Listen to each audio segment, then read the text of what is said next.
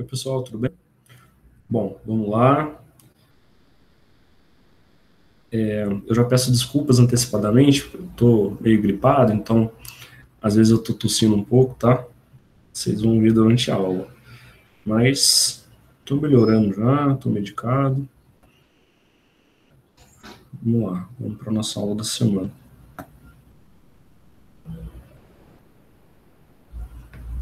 Projetando minha tela aqui.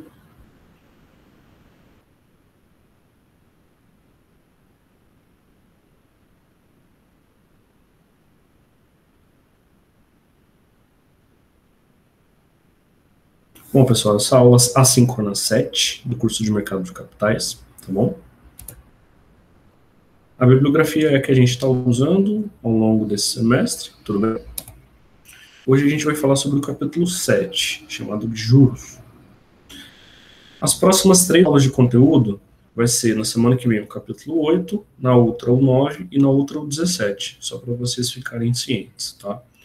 Depois já é a nossa última conversa e depois já é a data final de entrega dos trabalhos, tá bom?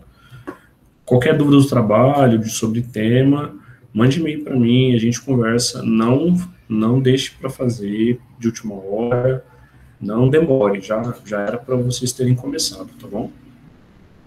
Quem não começou, já era para ter começado. Bom, vamos lá, juros. De forma mais simples e generalista, a taxa de juros pode ser entendida como o preço da mercadoria dinheiro, tá? É o preço do dinheiro. No contexto de uma operação financeira, o juro é a remuneração que o tomador, o captador, tá, de um empréstimo paga ao doador, ao aplicador do recurso. Tá? Então, eu tenho dinheiro na poupança, eu apliquei aquele dinheiro. O captador, o banco, ele está me pagando uma remuneração para eu deixar aquele dinheiro ali aplicado, é os juros, tá bom? O capítulo desenvolve, esse capítulo que a gente está vendo, que é o capítulo 7, ele desenvolve estudos das taxas de juros, abrangendo formação, comportamento, relações entre juros e maturidade de um título. Aborda também a composição do spread bancário e o risco país. Os fatores fundamentais que afetam os juros são expectativa de inflação, risco do tomador de recursos e liquidez de mercado e risco conjuntural. Tá? Isso são todos fatores macroeconômicos. Tá? A influência dos juros é sentida em todo o mercado financeiro e em todo o mundo, na verdade. Né? A gente consegue sentir que os juros aumentou facilmente, né?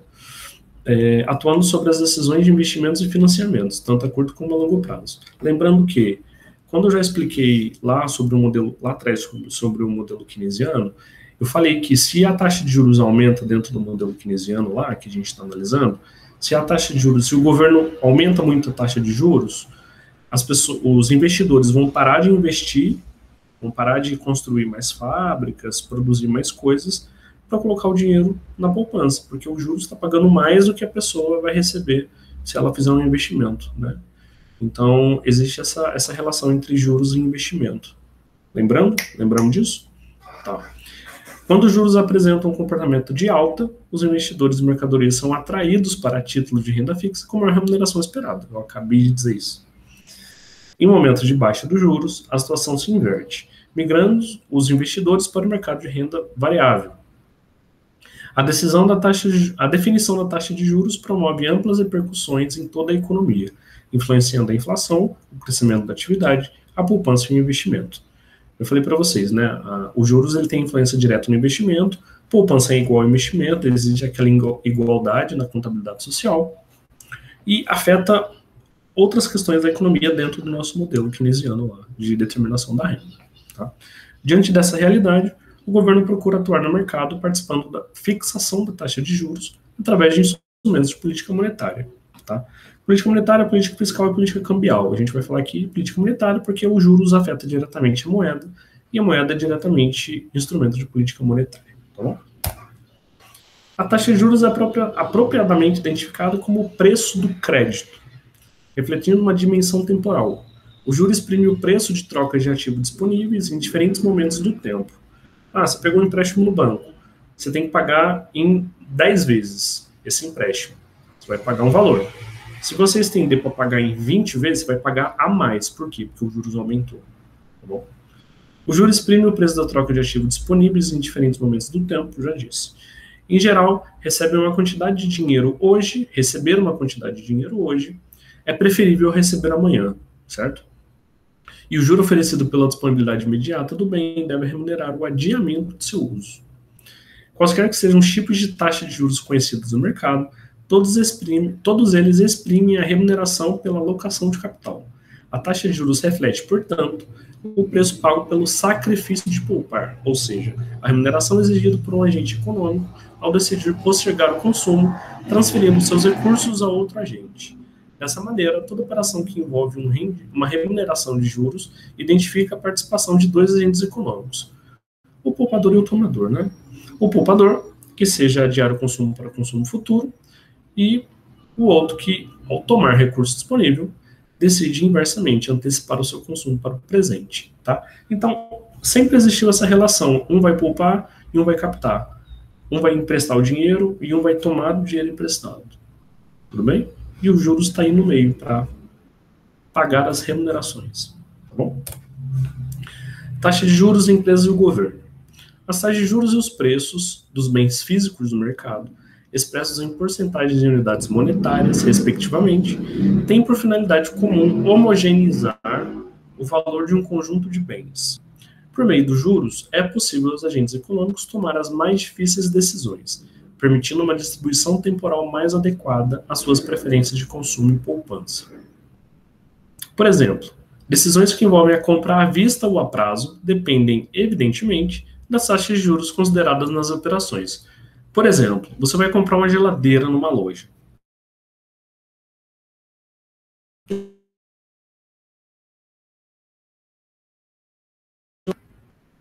É uma coisa legal, você vai comprar uma geladeira em 10 prestações sem juros. O que você pagaria hoje à vista é o que você vai pagar ao longo de 10 meses. Tá?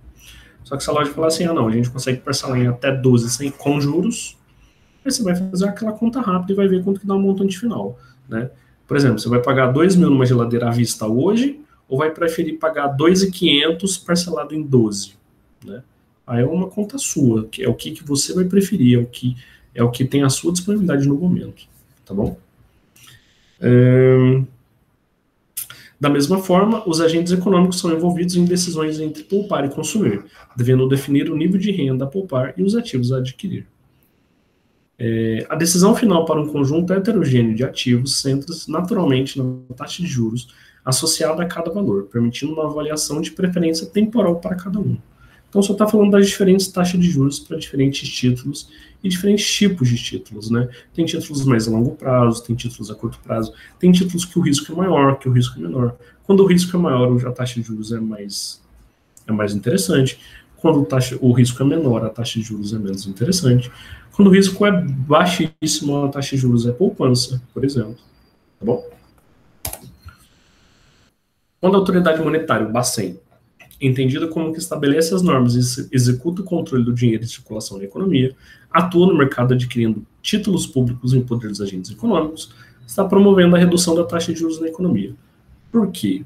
Vamos devagar nesse ponto aqui. O Bacen, isso eu já expliquei em várias aulas para vocês. O Bacen ele tem o controle da moeda em circulação. E ele atua diretamente no mercado com política monetária. Tá? Então, se o Bacen ele tem interesse em adquirir título público, o que ele está fazendo? Ele está dando dinheiro e pegando título, dando dinheiro e pegando título, dando dinheiro e pegando título. Ou seja, ele está inserindo dinheiro na economia. Tá? Ele está aumentando o montante de dinheiro na economia. Tá bom?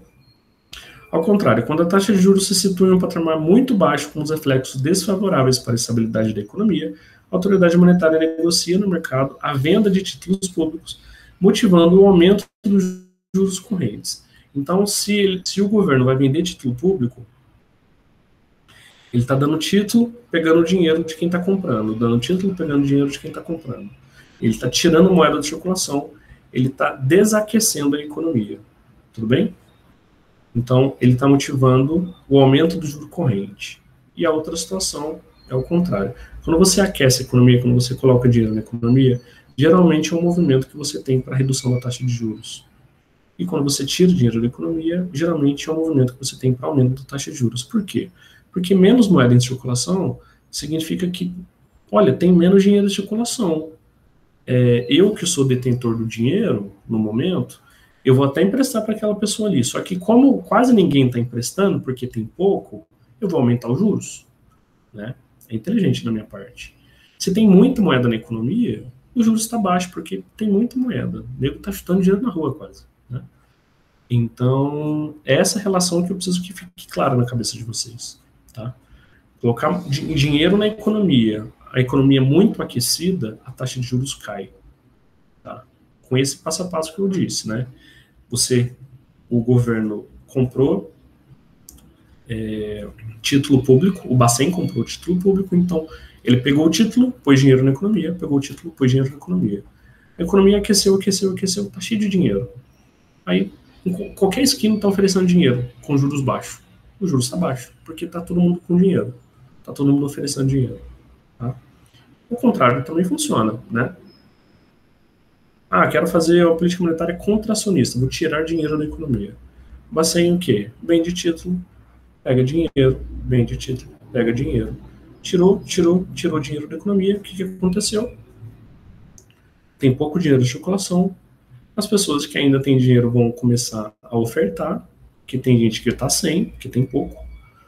Ela ofertando esse dinheiro, taxa de juros mais elevada. Eu empresto, mas a minha taxa de juros é 5%. Entendeu?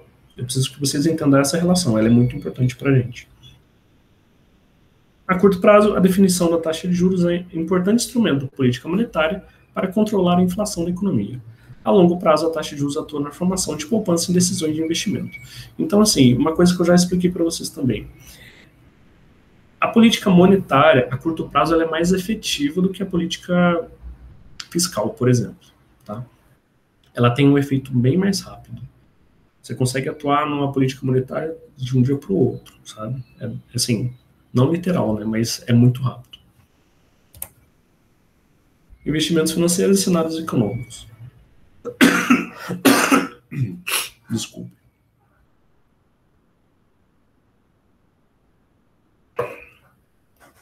O entendimento das políticas econômicas, conforme estudados no capítulo 1 e 2, é importante para se perceber as principais tendências do mercado financeiro. As variáveis econômicas que definem os recursos dos preços e os retornos ativos negociados no mercado são identificadas na taxa cambial, na taxa básica de juros da economia e na taxa de inflação, entre outras. Por exemplo, em um ambiente econômico mais estável, os juros caem, tornando os ativos de renda fixa menos atraentes. Né? Então, uma economia estável, num país rico, geralmente, ativo de renda fixa é tipo poupança, assim, sabe? É o menos atraente possível. Sentido oposto, essa conjuntura torna aplicações em rendas variáveis ações mais atraentes. Em ambientes mais previsíveis, o investidor mostra-se geralmente mais propenso a assumir mais riscos, visando obter maior rentabilidade em suas aplicações. Né? Então, quando o investidor ele sente segurança naquele país, naquele investimento, né, naquilo que ele está colocando dinheiro em cima, ele topa correr um risco porque ele se sente seguro em correr aquele risco. Né? Por isso que é muito importante o risco país, né? O quanto o país ele é mostrado como seguro para as pessoas, para os investidores, para os agentes econômicos. Tá bom? Um cenário mais volátil, onde predomina um maior nível de incerteza com relação aos agregados macroeconômicos, produz recuo do investimento no mercado, priorizando ativos de menos risco, também de mais baixo retorno. Por exemplo, vocês já ouviram no jornal que ia abrir uma filial de uma fábrica aqui no Brasil, mas eles decidiram abrir no Paraguai. Já aconteceu, algumas vezes, na verdade, né?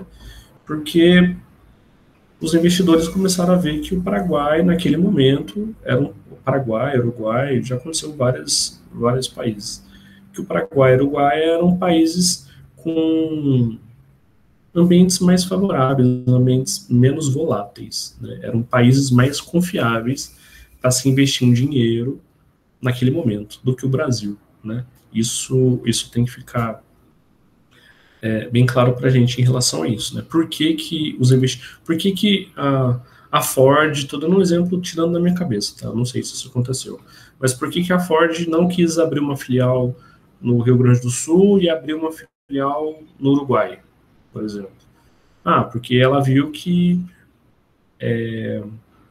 ela tinha menos risco, ela sentiu que ela corria menos risco em abrir lá do que abrir aqui no Brasil. Né?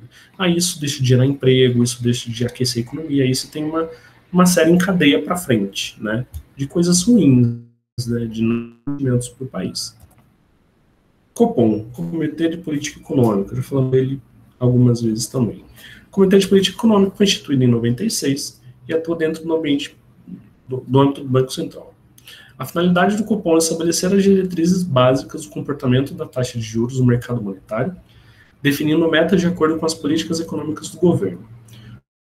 Os objetivos básicos definidos para a Copom são definir a taxa Selic e eventual viés, a taxa fixada vigora por todo um período entre duas reuniões ordinárias do Copom, estabelecer as diretrizes da política monetária, analisar o comportamento da inflação. Taxa Selic é a taxa de juros média calculada dos financiamentos diários lastreados com títulos públicos federais e realizados no âmbito do Sistema Especial de Liquidação e Custódia, Selic. Tá? Estabelecida a meta para a taxa Selic pelo Copom, é de responsabilidade do Bacen, através de sua mesa de operações de mercado aberto, manter a taxa Selic diária o mais próximo de sua meta. Então, a taxa Selic ela fica variando de acordo com os financiamentos diários, que ocorrem a todo momento, né, sem parar. Então, é papel do Banco Central tornar que a Selic fique dentro daquela faixa onde ela está variando, o mais próximo da meta estabelecida. Tá bom? É assim que funciona a Selic. A Selic é a taxa básica da economia. A taxa divulgada pelo comitê, que vigora até a próxima reunião, vem geralmente acompanhada de um indicativo de viés de queda, viés de alta, né? Ou neutro, né? Esse viés representa uma tendência de comportamento da taxa Selic, podendo ser percentual alterado pelo presidente do Banco Central, dentro dos limites definidos, sem necessidade de convocação de uma extraordinária do Copom, né? De reunir a galera tudo de novo para conversar tudo aquilo de novo. Uma taxa neutra, ou sem viés de subida ou de descida, indica que deve permanecer inalterada até a próxima reunião. Na avaliação das decisões de alteração na taxa de juros, o Copom examina informações de três naturezas: conjuntura econômica, o estudo sobre atividade econômica, finanças públicas, índices gerais de preço, entre outros indicadores; mercado cambial, ele avalia o ambiente econômico externo, comportamento do mercado cambial, reserva monetária internacional e etc. E o mercado financeiro, tá? Inclui liquidez do sistema bancário, comportamento das operações de mercado aberto e entre outras coisas. Bem? Aí agora existem algumas teorias, né? Em relação a juros. Teoria das expectativas. Essa teoria propõe que a taxa de juros de longo prazo se constitua numa média geométrica das taxas de curto prazo correntes previstas para todo o horizonte de maturação de um ativo de longo prazo. As taxas esperadas de curto prazo representam uma projeção não viesada da taxa de juros, futuro de juros, e os investidores estarão dispostos a tomar suas decisões em relação à maturidade de seus ativos com base nos diferenciais dos rendimentos. Se um título de longo prazo oferece ganhos acima das expectativas, ele passará a substituir outros ativos na composição do portfólio de um investidor. A teoria procura focalizar o comportamento do investidor, atribuindo aos diferentes rendimentos oferecidos por ativos de diferentes maturidades as diversas expectativas do mercado com relação às taxas de juros futuras. Por exemplo, você tem uma conta no banco, você abriu o aplicativo lá, aí lá no aplicativo você vai ver que existem infinitos títulos ali para você comprar, título público, né? Ação, título de renda fixa, variável e tal. Aí você está lá olhando, aí você vai ver que a expectativa de rendimento de um título é de, sei lá, 5%, o outro é de 10%, o outro é de 2%, o outro é de 20%, né? Depende do quê? Do tempo de maturação, depende do risco. Se o risco é alto, a taxa de juros é alta. Se o risco é baixo, a taxa de juros é baixa. A remuneração é baixa, né? Então, essas são as diferentes... a teoria das expectativas entra aí dentro disso que eu estou falando para vocês, que existem diferentes tipos de títulos, diferentes taxas de juros, com diferentes expectativas de rendimento para cada um daqueles lá. Tudo bem? Teoria da preferência pela liquidez. Essa teoria admite que os rendimentos de ativos de longo prazo sejam superiores aos de curto prazo, não se observando a equalização das taxas consideradas pela teoria das expectativas não viesadas.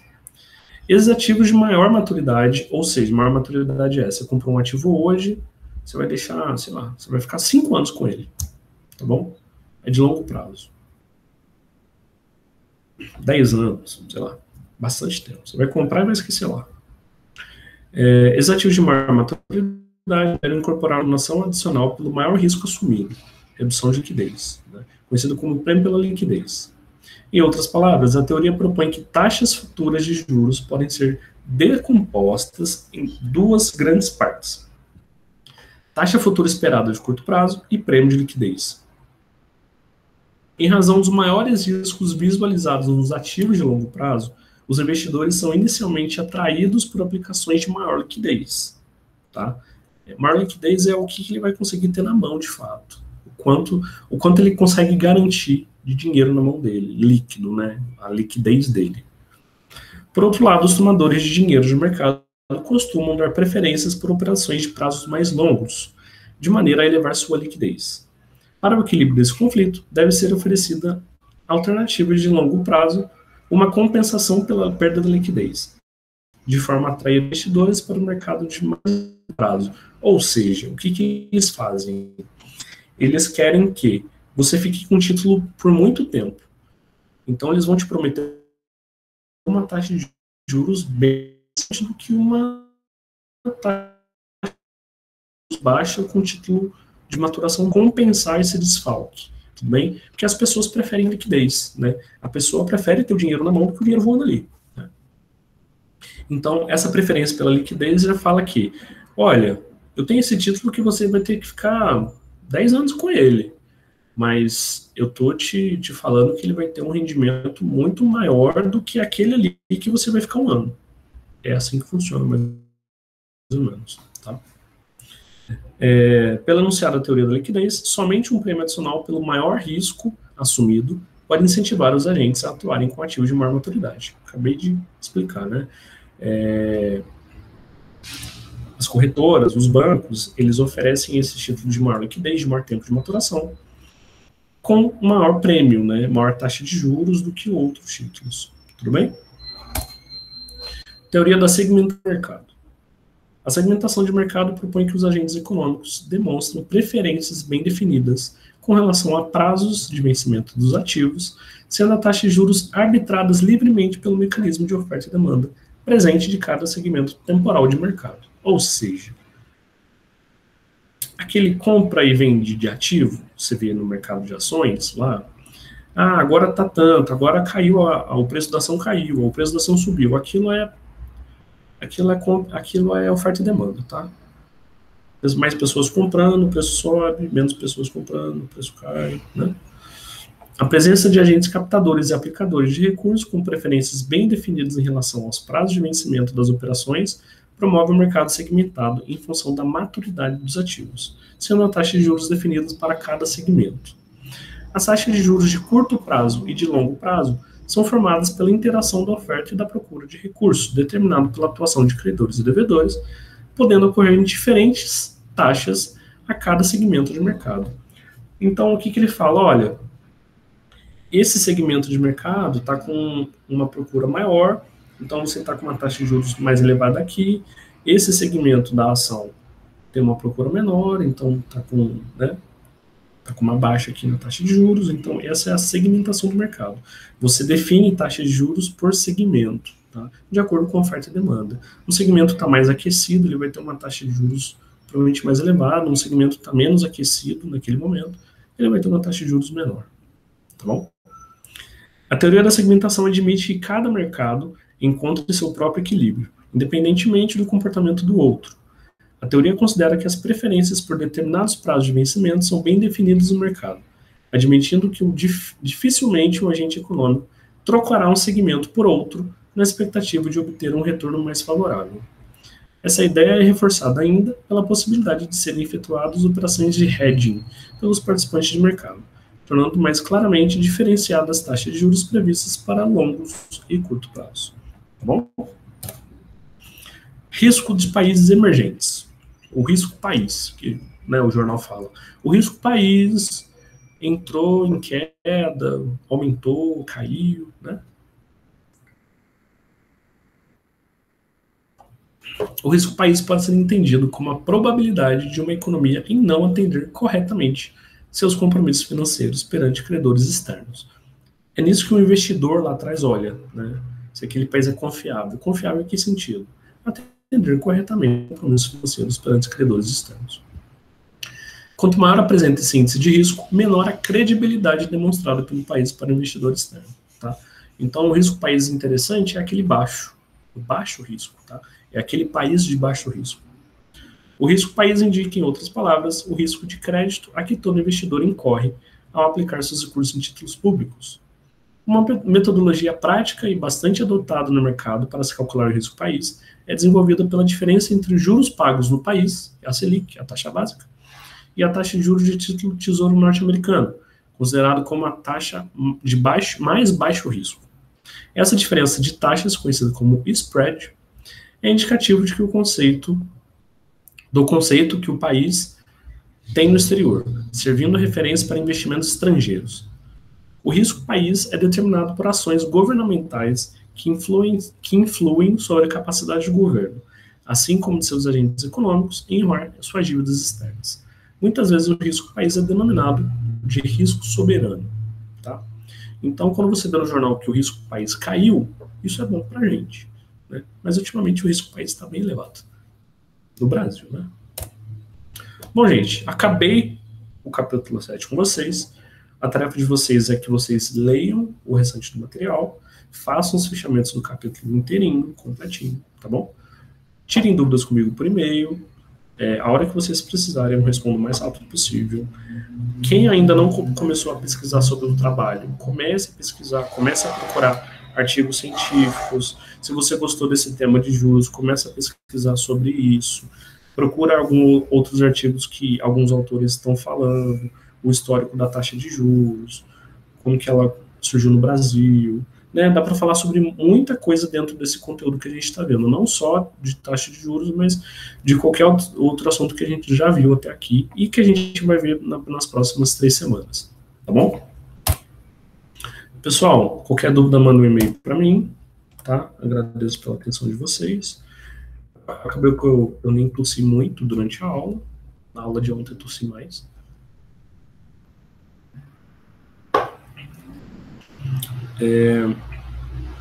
Então, acompanha a aula e estudem o conteúdo. Agora é só fazer o trabalho. Vai ter a NAP, a NAP 2 é o trabalho, não vai ter uma prova escrita de NAPs. Então, eu peço que vocês que estejam focados no assunto que vocês, na definição do assunto que vocês querem tratar, já pesquisando o material, já começa a ler alguma coisa, já para começar a escrever o quanto antes, tá? Vai dar um trabalhinho, de um dia para o outro não vai dar para fazer, então eu preciso que vocês já se empenhem desde já, tá bom? A gente ainda tem 3 semanas de conteúdo, na outra semana a gente conversa rapidamente, e na outra já é a data limite de entrega dos trabalhos. Tá bom, pessoal? Eu vou interromper a gravação aqui. Fiquem todos bem, tá? Você não tudo